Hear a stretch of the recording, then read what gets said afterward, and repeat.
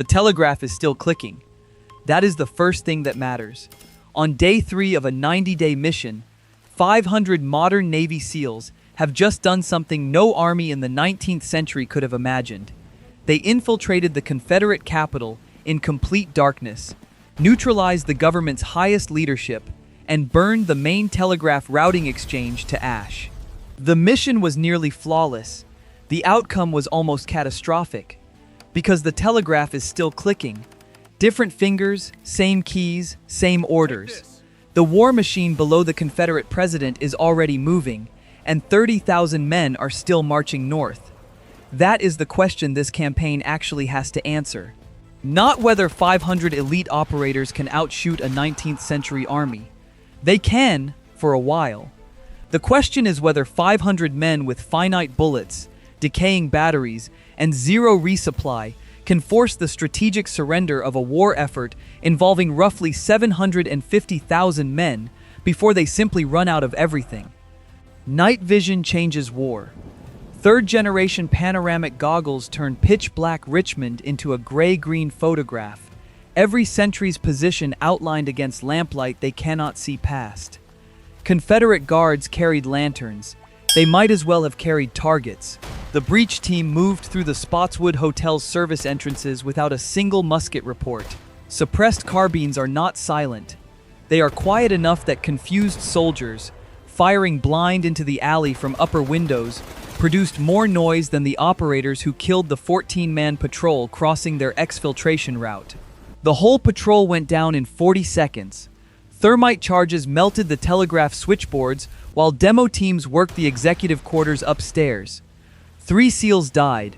2 were caught by lucky musket fire at street level, the kind of shot that travels in a direction nobody aimed it. 1 man fractured his leg on extraction and could not be carried at speed when the timer ran out. Call it the real arithmetic of night raiding. Overwhelming tactical advantage does not mean zero risk. It means acceptable risk. That night, acceptable cost 3 operators and returned them 497 men.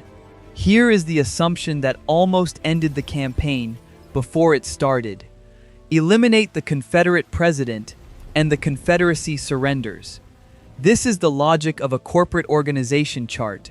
Remove the executive, the company closes. It is not the logic of a decentralized constitutional republic held together by fierce state loyalty, armed by regional industrial networks, and commanded by generals who never needed a president to tell them where to march. Operators in a Virginia pine forest had tapped a copper telegraph line running south and were listening to Morse code that rewrote the entire mission. Generals Beauregard, Johnston, and Jackson had not received a surrender order because no surrender order existed to give. They had received the news of a political assassination and responded by declaring martial law, accelerating mobilization, and moving their forces north anyway. The political leadership of the Confederacy had been a headstone, not a keystone. The machine ran on rail lines and river transports and gunpowder depots, not on the man sitting behind the desk in Richmond. Active operators, 497. If political decapitation cannot end this war, what can? The answer was geography. The Confederacy's armies ate, moved, and shot through a physical network of railroad junctions, river steamers, and powder works. Starve that network and you starve the army. Not metaphorically, literally. An infantry brigade without resupply is not an army. It is 5,000 men deciding individually whether to keep marching. The tapping wire confirmed the enemy still moved. What it also told the mission planners was exactly which physical links made that movement possible. 3 days in, the campaign premise was dead. The real campaign was beginning. Think about what a river means to an army that has almost no paved roads and no motorized transport. The Mississippi River in 1861 was not scenery. It was the Confederacy's primary supply chain. Cattle moving south to north, grain moving west to east, cotton moving out to European creditors who would fund the next season of war. Military units used it to shift troops between theaters faster than any road march could manage, and the first Confederate ironclad conversions were being built in timber works along its eastern banks.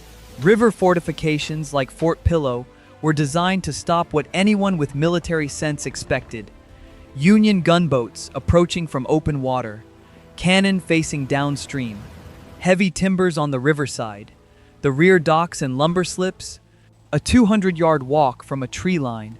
Nobody had designed a defense against swimmers materializing from the fog at 1 in the morning. Black Zodiac inflatables crossed the river bend south of the fort under fog cover, engines throttled to near silence. SEAL swim pairs entered the water, carrying waterproofed C4 limpet charges and magnetic clamps, timber-clad hulls, steam boilers, dry dock frames. They planted charges methodically while the garrison slept above them on the bluff. When the detonations went, the river lit up orange from bank to bank. Burning boilers sent cast iron fragments through lumber walls. Confederate soldiers opened fire on the water with grape shot and shore rifles, shooting at fires and reflections. The operators were already in the boats. 8 SEALs did not make the extraction. The garrison's volume fire during those 90 seconds of confused shooting was not aimed. But at that density, aim is irrelevant. 8 men reached the extraction point, dead or too badly wounded to move. The team brought out who they could and left the river burning. That exchange tells you something important about the economics of this campaign. 8 dead operators. 1 destroyed river artery. The trade makes strategic sense. It really does. But the ammunition burn during suppression of the dock defenders ran 40% above projection. That number is not a footnote. It is a countdown. Every box of 5.56mm ammunition, every .50 BMG round, every demolition block the task force brought into 1861 is the entire inventory that will ever exist. There is no supply convoy coming up the Potomac. When the last round is fired, the mission ends whether the Confederacy has surrendered or not. The team expanded the strikes. Rail bridges south of the junction, water towers servicing locomotive runs through central Virginia, rolling stock left on open tracks where C4 under the boiler housing ended its service permanently. The Confederacy had exactly 1 major iron foundry, Tredegar Iron Works in Richmond, and it could not re-roll heavy rail or manufacture replacement locomotive components at any useful speed. Destroying a locomotive in 1861 was not the same as destroying a truck in a modern conflict. A destroyed truck gets replaced in weeks. A destroyed locomotive sat where it died. The effect radiated outward from each blast site at the speed of logistical delay. Supply trains that should have arrived stopped arriving. Garrison commanders wrote urgent messages back to Richmond asking where their flour was.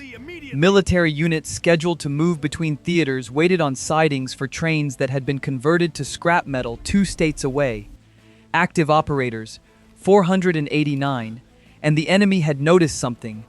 Confederate cavalry scouts began shadowing the sounds of distant demolitions. Rail junction guards received reinforcements. Sandbagged blockhouses appeared around bridges that had previously been watched by a single man with a lantern. Infantry units stopped advancing in the parade ground lines that had made them such catastrophic targets in the first firefights. They began spreading out, using stone walls and woodlots, advancing in loose skirmish swarms that forced modern shooters to expend significantly more ammunition per enemy disabled. The sabotage model was working.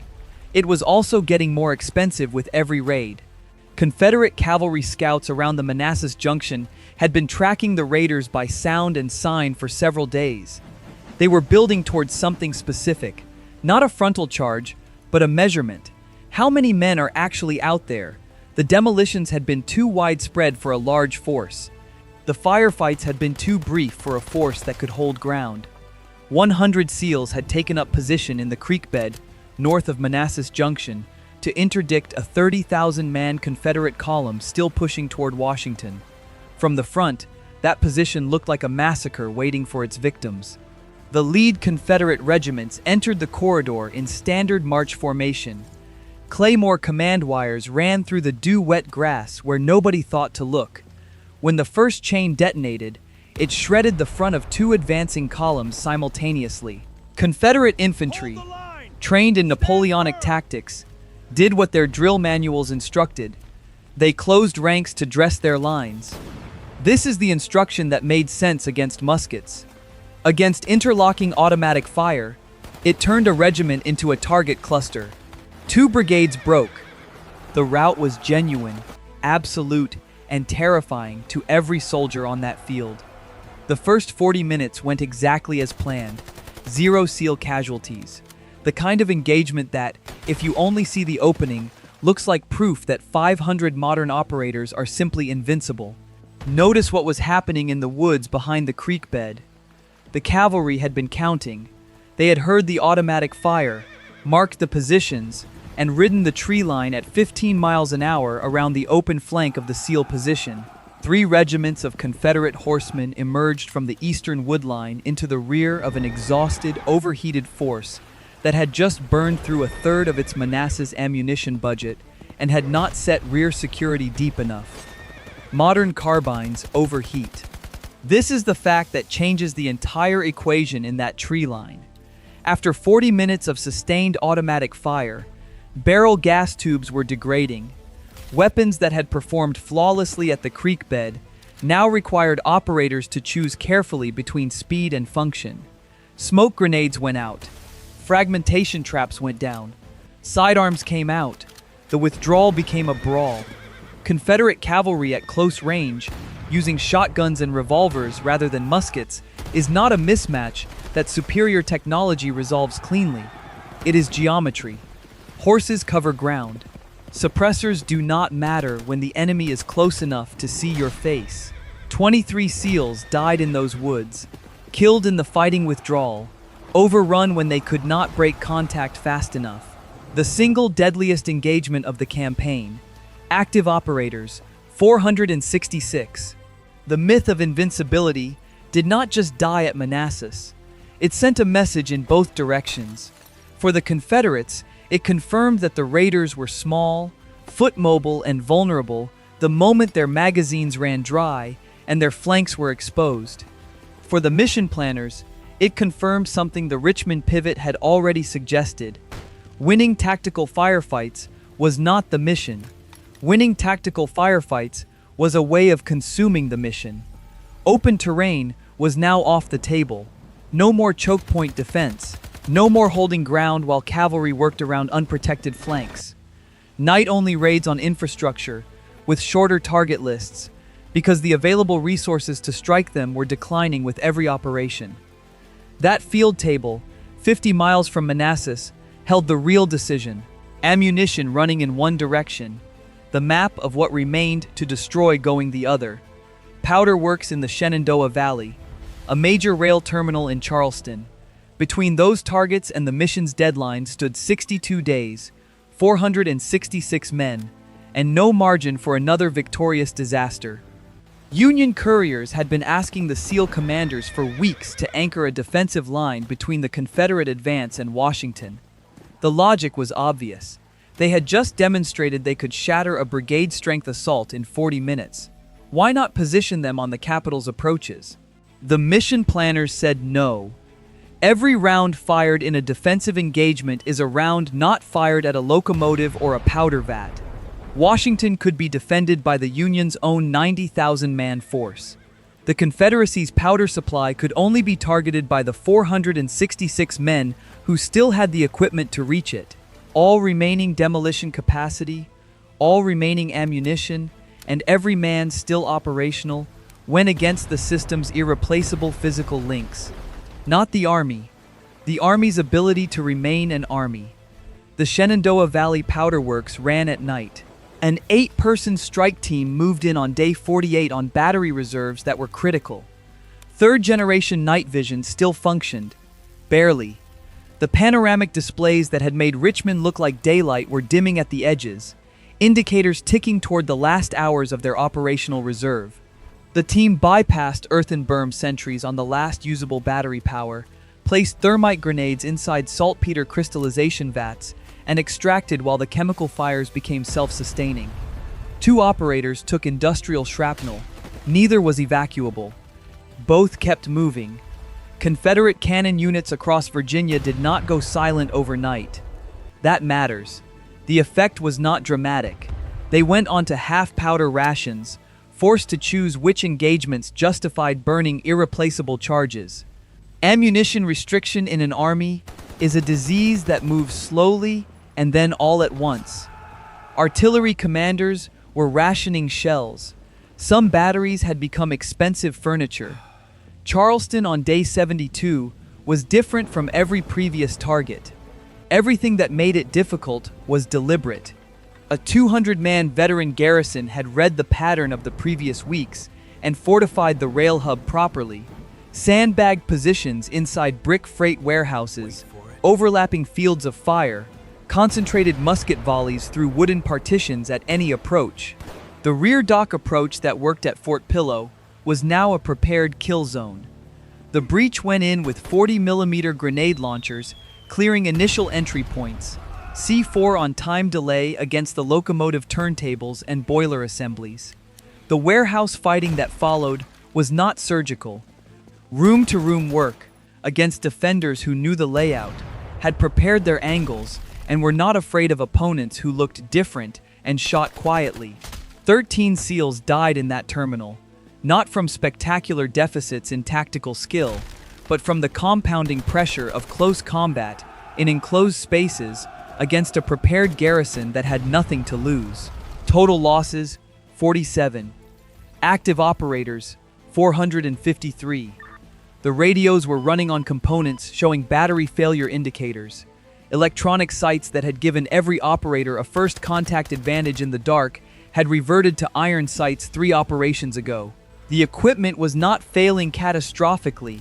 It was declining at exactly the rate of 90 days of combat consumption in an era that could not replace a single lithium cell. The Charleston terminal was unserviceable. The locomotives in the turntable yard were destroyed. Imported saltpeter, lead, and machinery sat in warehouses with no roofs. The effect of all of it, from Fort Pillow, the rail strikes, the powder works, and the Charleston terminal, was beginning to appear not in dispatches out of Richmond, but in the behavior of Confederate field armies that had been marching on momentum alone. Supply trains that had already stopped running could not resume.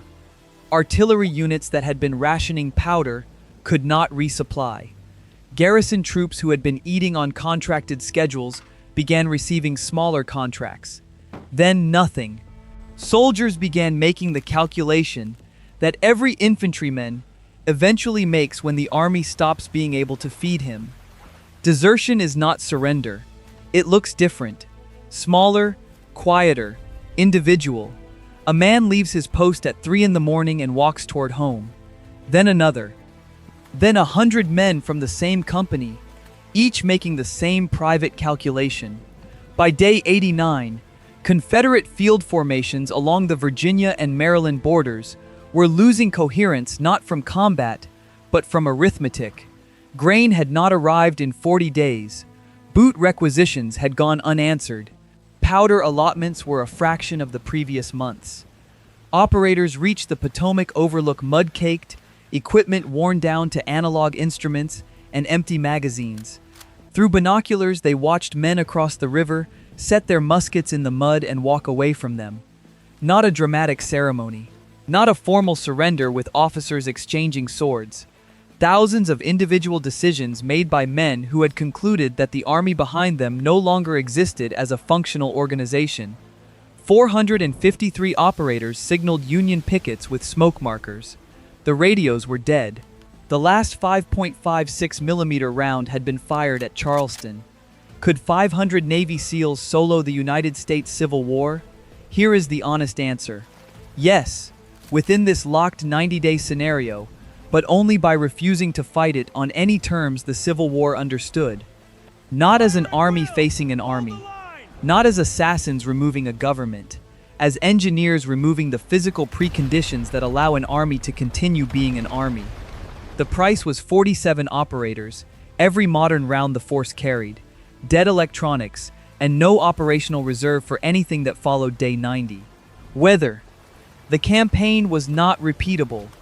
The 453 survivors at the Potomac could not conduct another Richmond breach, another river approach, or another Charleston fight. They had expended the entire material basis of their advantage.